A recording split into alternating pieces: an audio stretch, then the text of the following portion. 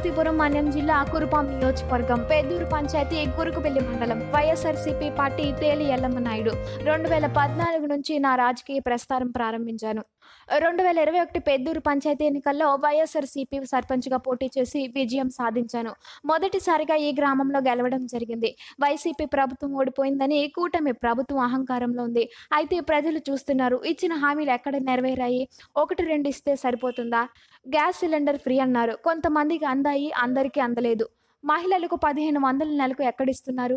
అలాగే నిరుద్యోగ యువతకి 3000 వరకు ఇస్తామని హామీ ఇచ్చారు. ఇవేవి ఇవ్వకుండా సూపర్ 6 ఎలా సక్సెస్ అవుతుంది అని మీడియా ముఖంగా అడుగుతున్నాను.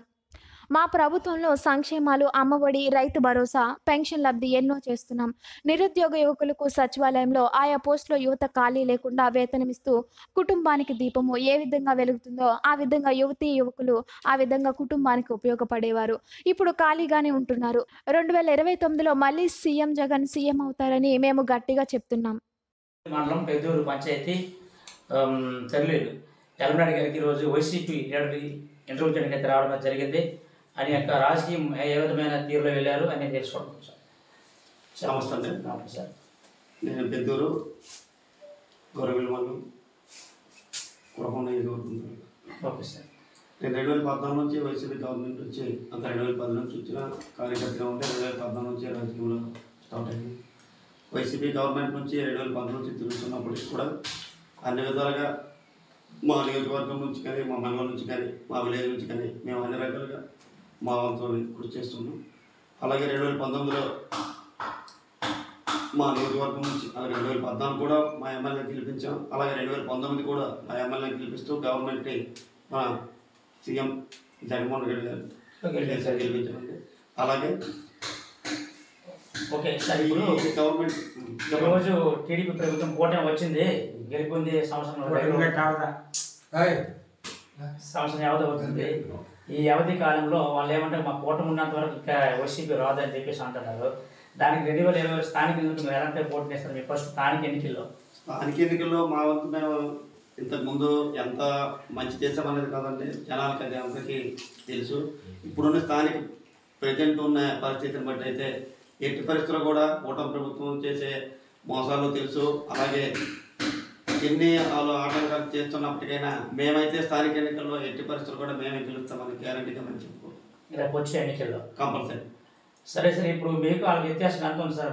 ఇప్పుడు సీఎం ఎలక్షన్ అయ్యింది కదా లాస్ట్ మనం వ్యత్యాసం ఎన్ని పర్సెంట్? మేము వాళ్ళు ఈక్వల్గా వచ్చాం సార్. మేమైతే ఎంతో కొంత ఒక 10 ఓట్ల మీద మేము సీఎం ఎలక్షన్లో మేము చేసుకున్నాం.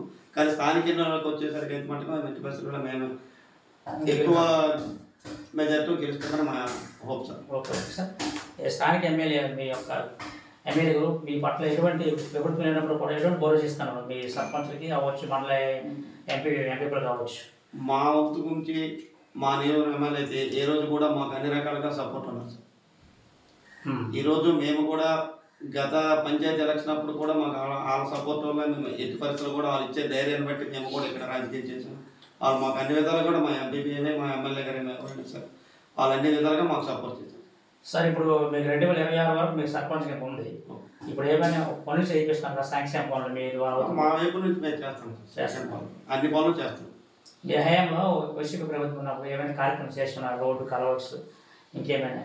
మేము మా గవర్నమెంట్ వైసీపీ గవర్నమెంట్ ఉన్నప్పుడు అయితే మ్యాక్సిమం మా పంచాయతీ తరఫున 1 కోటి రూపాయలు వర్క్ చేసాం మీ ద్వారా. మా ద్వారా. ఒకసారి మీ ద్వారా ఇంకేమైనా సంక్షేమ పథకాలు ఇంకేమైనా చేశారు? ఫస్ట్గా మీ సొంత నిధులతో కానీ? మా సొంత నిధులతో కొన్ని కావాలని చేస్తున్నారు. ఓకే. ఇంకేమైనా చెప్పవలసిన సార్? మీ యొక్క పరిధి, రాజకీయ వ్యవస్థ మీ సొంతంగా ఏమైనా చేయాలనుకుంటారా?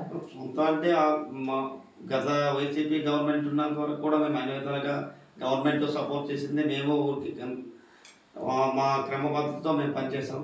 ఇప్పుడు కూడా మాకున్న దీంతో ప్రజలకు ఎట్టి పరిస్థితులు కూడా ఏ లోటు లేకుండా మేము అన్ని విధాలుగా ఎప్పుడు కూడా మేము ప్రజలంటూ ఉంటూ అన్ని విధాలుగా సపోర్ట్ చేస్తామని చెప్పి. ఒకసారి మండల ఎంపీ కూడా ఏ విధంగా భరోసా ఇస్తాను? మా ఎంపీ పేజ్ మటుకు మాకు ఎప్పుడు కూడా మాకు అన్ని విధాలుగా కూడా సపోర్ట్గా ఉన్నారు. Okay sir. Thank you. ఇప్పుడు వేసుకున్నామా ఫ్యాన్లో కూడా?